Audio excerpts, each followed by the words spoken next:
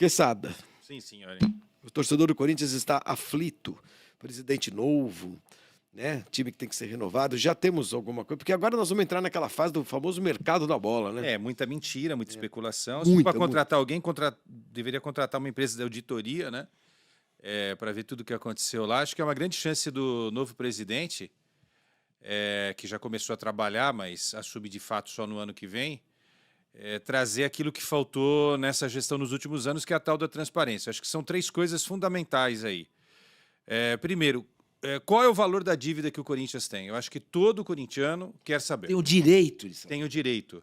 E todo mundo que administra o Corinthians ou vai administrar o Corinthians, essa nova gestão do Augusto Melo, tem o dever, até moral, de dizer qual é o valor. 1.613,67 centavos, não importa. Todos nós queremos saber, e nós como jornalistas, mais ainda para a gente trabalhar em cima de informações verdadeiras. E saber o que é a dívida do estádio e o que é a dívida fora do estádio, que é maior, inclusive, do que, né, a dívida do estádio. Por incrível que possa parecer, o Corinthians tem uma dívida maior do que aquela que se refere só ao estádio. Porque muita gente acha que o Corinthians está devendo só por causa do estádio, não é verdade? Não, na realidade, o estádio... A dívida do clube... O estádio é o menor dos problemas na minha visão, porque a Arena faz lá o dinheiro que se paga, tá? É outra questão. Seria muito legal que esse dinheiro fosse usado para a montagem do time, e aí entra a questão da quitação do estádio. E aí tem a ver com a atual turma que está lá, né? Do Ilho, Andrés e toda a turma que está há 16 anos no poder. Se esses caras realmente são corintianos, eles precisam ajudar o Augusto Melo a solucionar a questão do estádio, independentemente de seguirem no comando do clube ou não, porque tem algo maior que é o Corinthians, o corintianismo. Vamos ver se isso é verdade ou se é bravata, se é só da boca para fora. E a segunda coisa que ele tem que fazer é a montagem de um novo time. E a informação de bastidor, Flavinho, é que o Augusto vai contratar um time inteiro para a próxima temporada. Um time inteiro? De 11, 12 para cima. E o que ele vai fazer com quem está lá e tem contrato?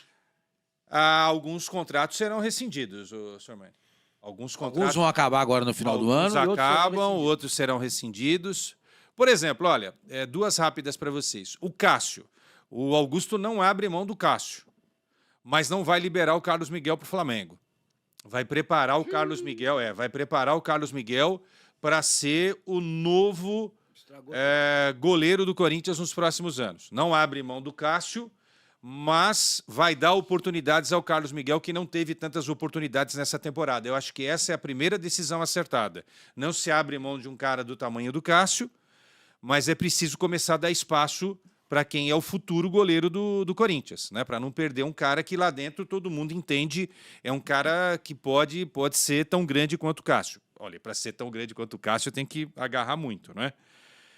Ontem, em entrevista à Rádio Bandeirantes, o Augusto foi perguntado a respeito do Renato Augusto. Mas eles não são primos, não? Não são. Renato Augusto é Augusto Melo, né?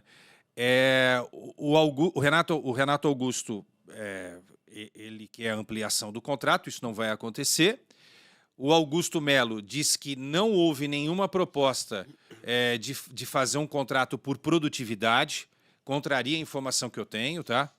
A informação que eu tenho é que o Renato só fica se ele topar um contrato de produtividade, e aí parte do staff, né, que ronda ali o Renato acha que isso é um desrespeito com a história do Renato. Eu acho que não é desrespeito, né? Eu acho que, pelo que o Renato apresentou nessa temporada, seria simplesmente falar: obrigado, Renato, valeu, um abraço para você, toca aqui, Renato.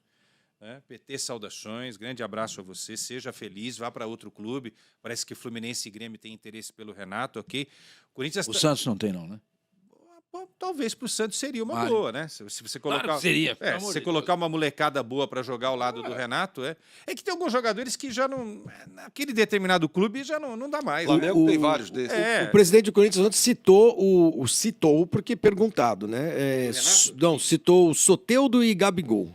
Perguntado sobre Gabigol, ele falou que adora o Gabigol, que o Gabigol tem a cara do Corinthians. Ele falou isso mesmo. E aí eu caí da cadeira quando ele falou do Marcos Leonardo e do Soteldo. Falou dos dois do Porque aí eu olho, você sabe que eu gosto muito do Santos. Aí eu olho pro Santos e falei, pô, mas o que esses caras fizeram para ajudar o Santos?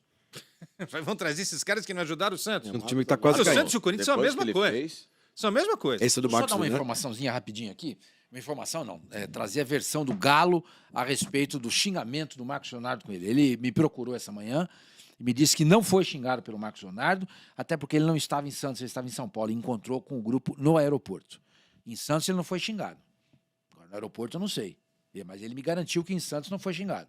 E tá aí, então, Galo, a sua versão, tá bom? Desculpa, rapidinho. Não, é ótimo. Desculpa, Eu acho que isso tem um peso também na hora de contratar um jogador, sinceramente. exatamente. Acho que o Corinthians já tem muitos problemas, né? Eu já dei a minha posição, eu sou veementemente contra a contratação de jogadores que lutaram pelo rebaixamento nessa temporada. Ah, mas que preconceito é esse? Não, porque o Corinthians já tem esses jogadores. Não, é verdade. Esse é pensamento matemático. Tá? O Corinthians já tem cai com o que a gente já 20 e tem. poucos jogadores no elenco profissional que lutaram contra o rebaixamento. Então, Falta um segundo. o Corinthians precisa dar um up, ele precisa dar um salto, ele precisa pensar de uma forma diferente. E o salto é contratar jogadores que lutaram por algo nessa temporada. E aí vai ao mercado. Eu não estou aqui para... Mas aí não podem ser Soteldo nem Marcos Leonardo.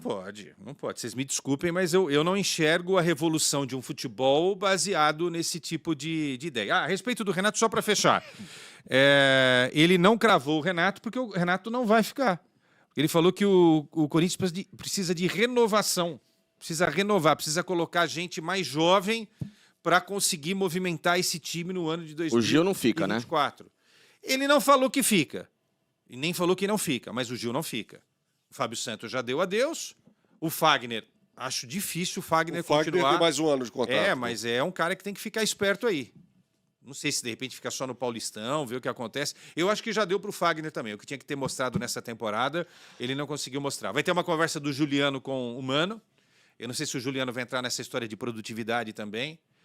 Eu liberaria todos esses caras. Eu também. Agradeço, muito legal, bacana.